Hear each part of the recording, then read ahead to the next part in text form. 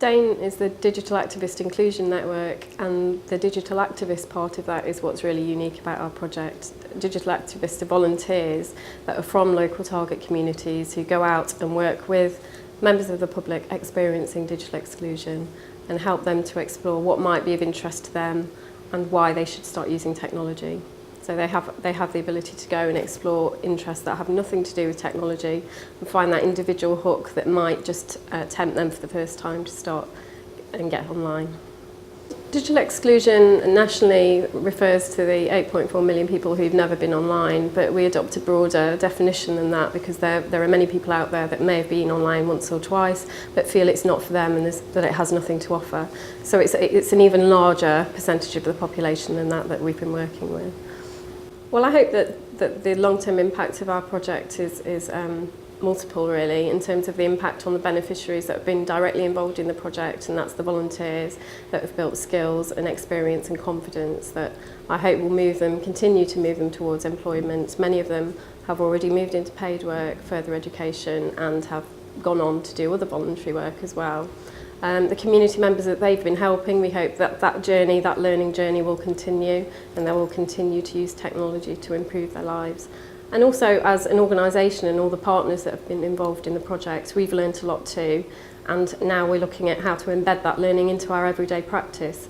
The WEA is a national adult education provider, and we're looking to take those lessons forward and embed them into our core provision now. Right. As a volunteer, we go to different groups of communities, community groups, and basically I worked with a women's group, women coming from different parts of the world in this country.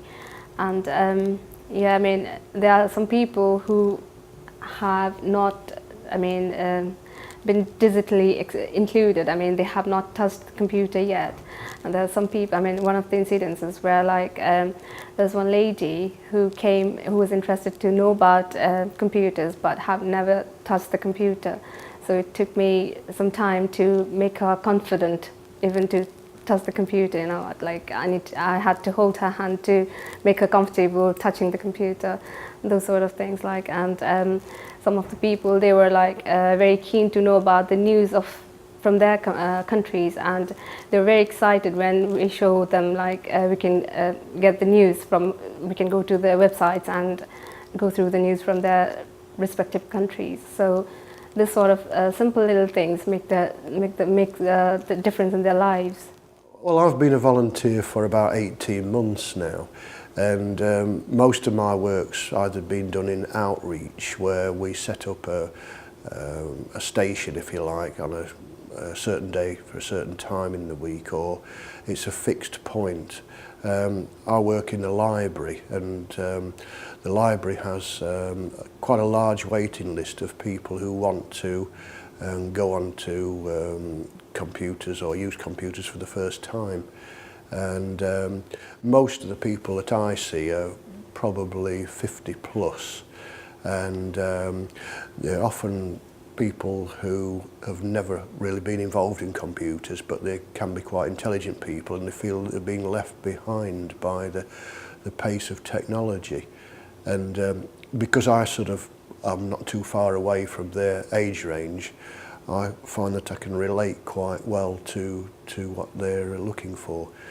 The object of the exercise in my case is to make sure that they go out of the session or leave the session with an interest to carry it forward. So I usually just ask them what they really want out of it, and whether it be setting up an email or whether it be learning about Skype or just searching Google. I make sure that, if at all possible, we can get them to that point so that they can actually do that on their own. In the library where I work, you can have an hour session each day, free of charge. And even if people haven't got computers, which most of the people that we see haven't, they can come into the library and basically search the World Wide Web at their leisure. And people who've been digitally excluded for whatever reason find that really fascinating.